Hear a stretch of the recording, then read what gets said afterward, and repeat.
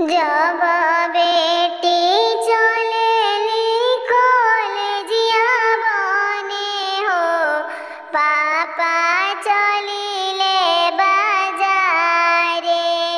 जे देखी बेटी पापा के ओरिया हो, बेटी भइली सयान।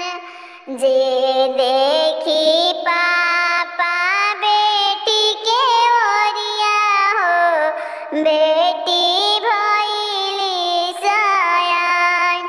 पापा के पगड़ी बनाई गइले हो, पापा चंदन लगाई। भैया के पगड़ी बनाई गइले हो, चाचा चंदन लगाई।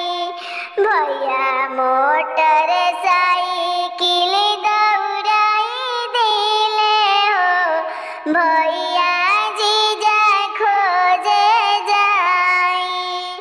भैया मोटर साइकिल दौड़ावे लगले हो, भैया जीजा खोजे जाई। भैया मोटर साइकिल दौड़ावे लगले हो, भैया जीजा खोजे जाई। जब बहिनी चलेली कॉलेजिया बने हो, भैया चलिले बाजारे।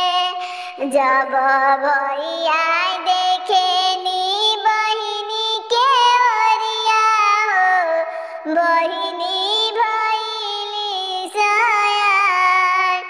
जब भैया